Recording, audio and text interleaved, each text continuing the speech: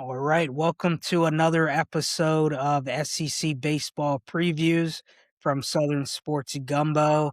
I'm going to dive in with Texas baseball tonight. Little recap of their 2025 season. They finished 44 and 14, 22 and 8 in the SEC for first place. They did lose in a home regional to UTSA to end their season last year. Jim Schlossnagle is going into his second year as the headman for the Longhorns. In 23 years of being a head coach between UNLV, TCU, A&M, and now Texas, he's only missed postseason play 3 times with 7 appearances to Omaha. So some of the key losses for the Longhorns this year: Dylan Galvan, who hit 296, 15 homers, 14 doubles, 47 RBIs last year, and was their everyday catcher. Graduated Kimball Schusler, their first baseman, who hit 312 with 15 doubles, 8 home runs, and 45 RBIs, is gone, as is shortstop Jalen Flores, outfielder Max Ballou, outfielder Will Gasparino, and outfielder Tommy Farmer, who combined for 36 home runs, 52 doubles, and 157 RBIs.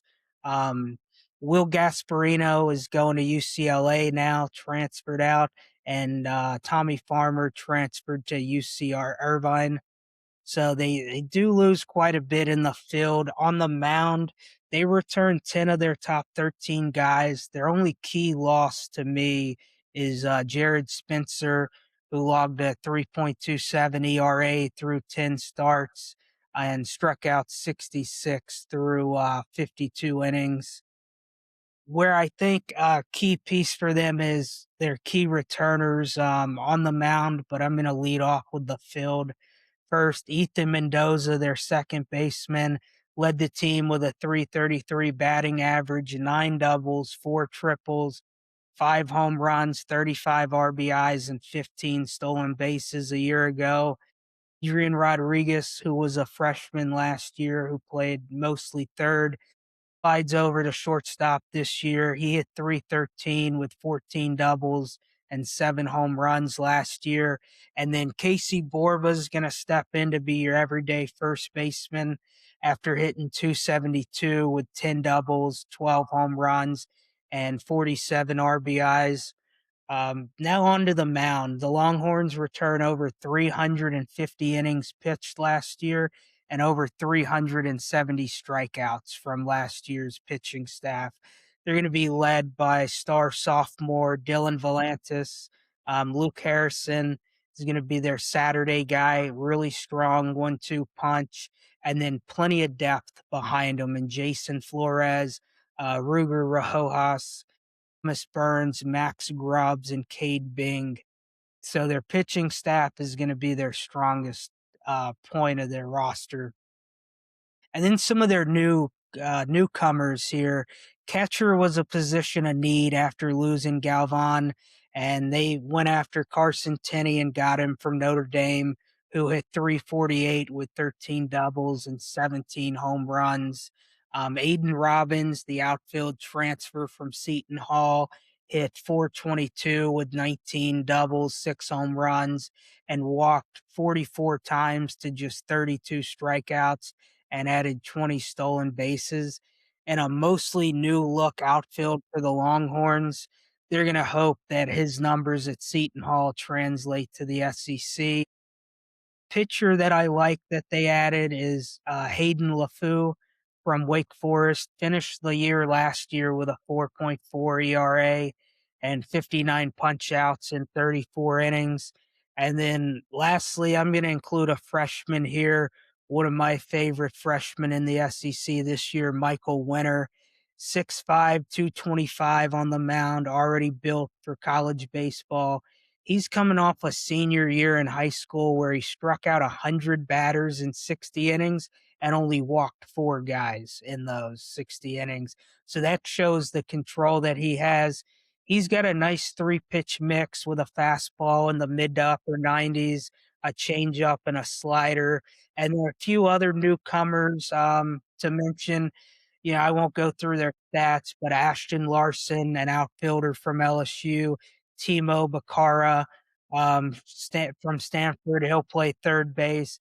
Anthony Pax, a really good freshman outfielder, and then Brett Crosland and Sam Cozart are two two really good freshman pitchers as well. Crossland has the heater up to 100 plus as a freshman. So for their lineup, Carson Tenney will be their catcher. You've got Borba at first, Mendoza at second, Becerra at third base, Rodriguez at shortstop, and then I like Ashton Larson, Aiden Robbins, and Josh Livingston to be their outfield.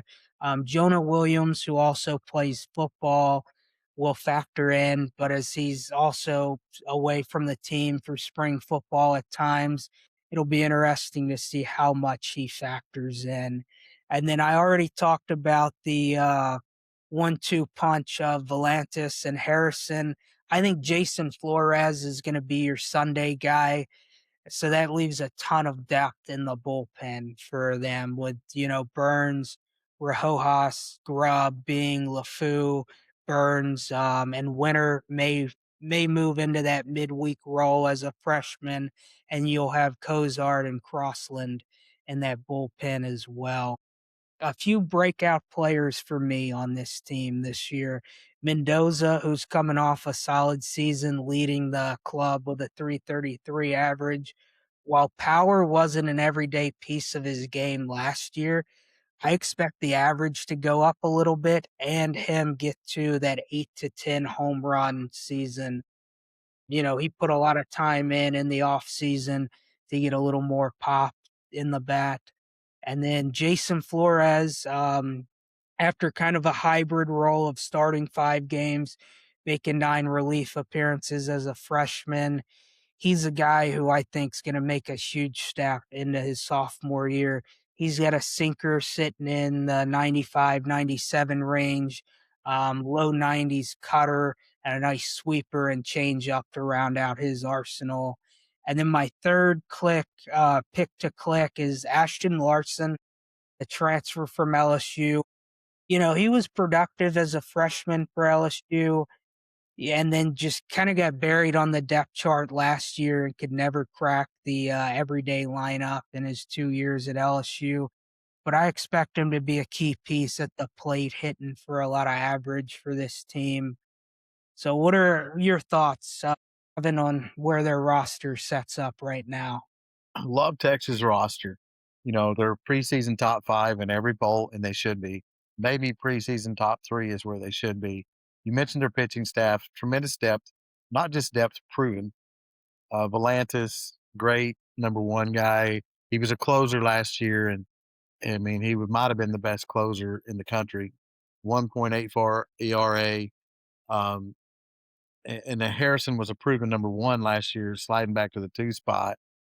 I agree with you. I think Flores is their third guy, and I really like him for 2 reasons. Uh, walks and hits per innings pitch 1.02. Anything under 1.2 is good. So when you're right around that 1 range, that is elite. So I think he will be very good for them. And then I also like Riojas, Grubbs, their bullpen again, very deep.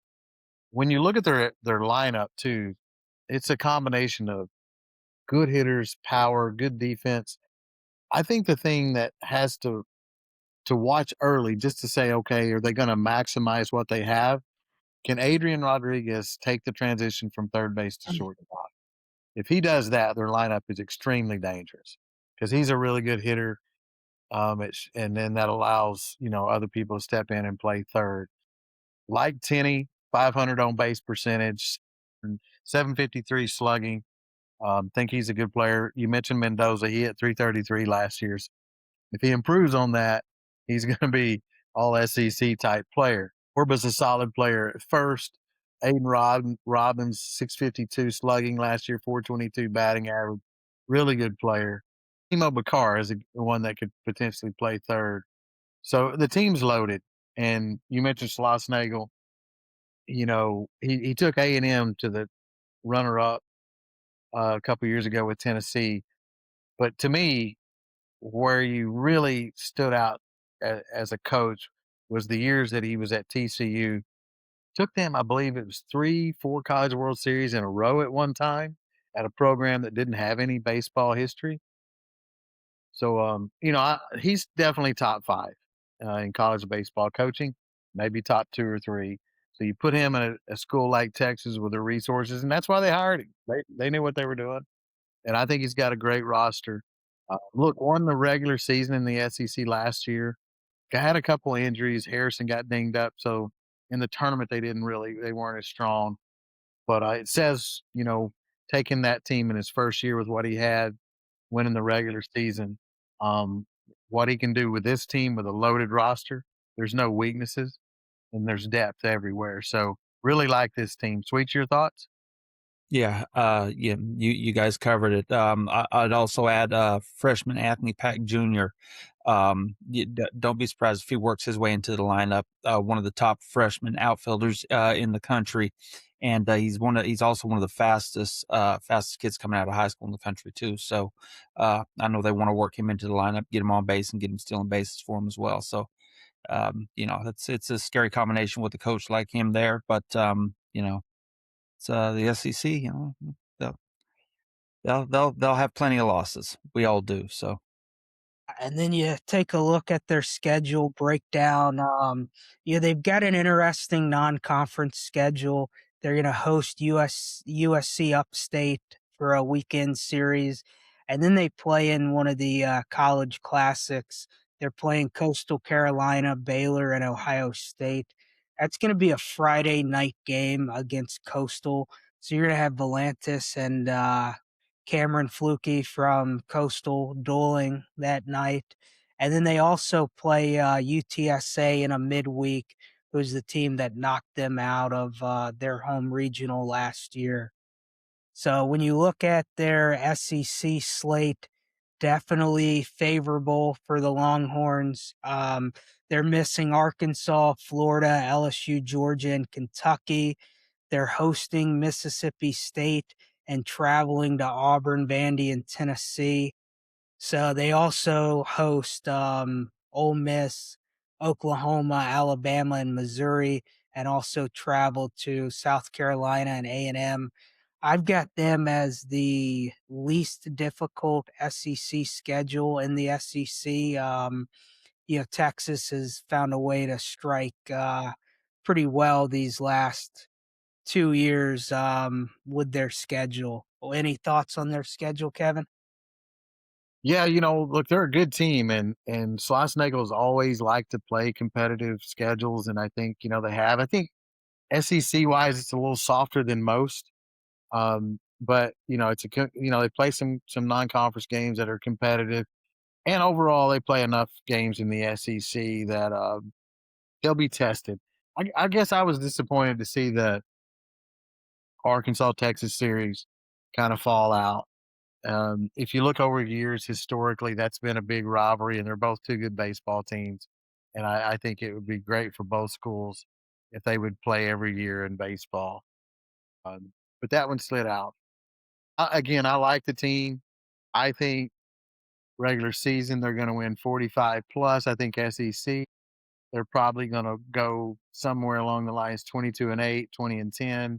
Again, the SEC is tough, so you're not going to you know win all your games by no means.